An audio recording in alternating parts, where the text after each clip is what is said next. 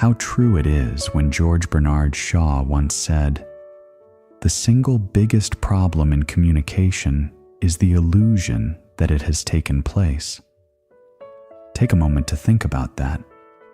How many times have you believed that your effort was enough, that your silence was understood, that your value was obvious, without ever truly expressing it?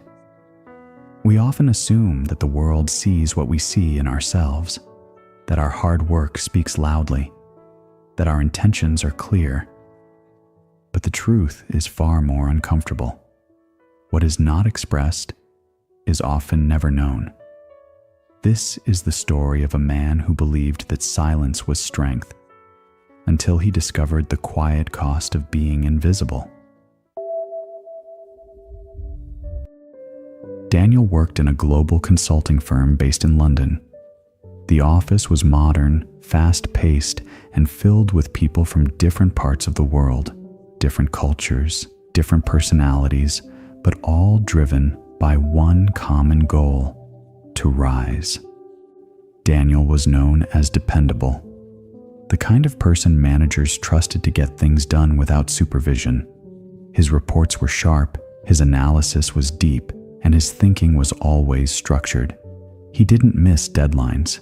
He didn't create problems. He simply delivered. But Daniel wasn't loud. He didn't interrupt conversations. He didn't compete for attention. In meetings, he listened more than he spoke. Not because he lacked ideas, but because he believed that truly valuable ideas didn't need to be forced into the room. If it's good, he often thought, it will be noticed. So he stayed quiet. While others debated, he observed. While others presented half-formed thoughts with confidence, he refined his ideas silently. While others built connections through constant interaction, Daniel kept his circle small and his words even smaller. To him, this was professionalism. To the world around him, it was invisibility. There was another colleague in the same team, Ethan. Ethan was energetic, expressive, and always present. His work wasn't as precise as Daniel's. Sometimes he made mistakes, sometimes his ideas lacked depth. But he had one powerful advantage: he spoke.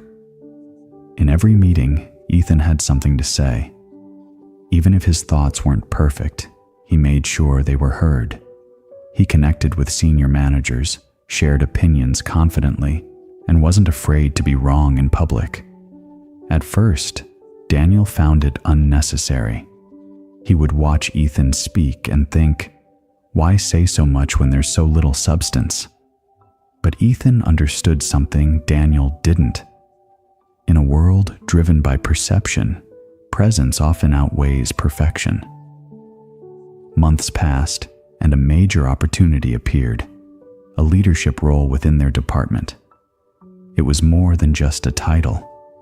It meant influence, decision-making, and the chance to shape the direction of important projects. For the first time, Daniel allowed himself to imagine something more. He didn't tell anyone. He didn't announce his ambition. But deep inside, he believed he had earned it.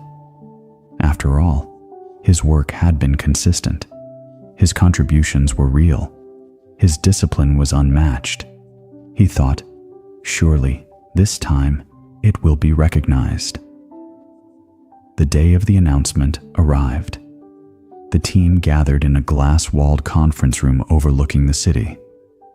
There was an unspoken tension in the air, everyone waiting, everyone hoping. The director stepped forward and began to speak. "We've seen exceptional effort across the team," she said. "but leadership requires more than strong execution.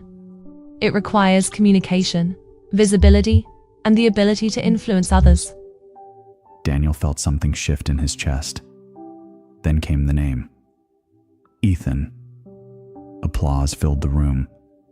People smiled, congratulated him, shook his hand, and Daniel sat there quietly, No reaction, no expression, just a stillness that no one noticed, because no one was looking. Later that evening, as the office slowly emptied and the city lights began to glow outside, Daniel remained at his desk. His laptop was open, but his mind was somewhere else. For the first time in years, he asked himself a question he had always avoided. Why not me?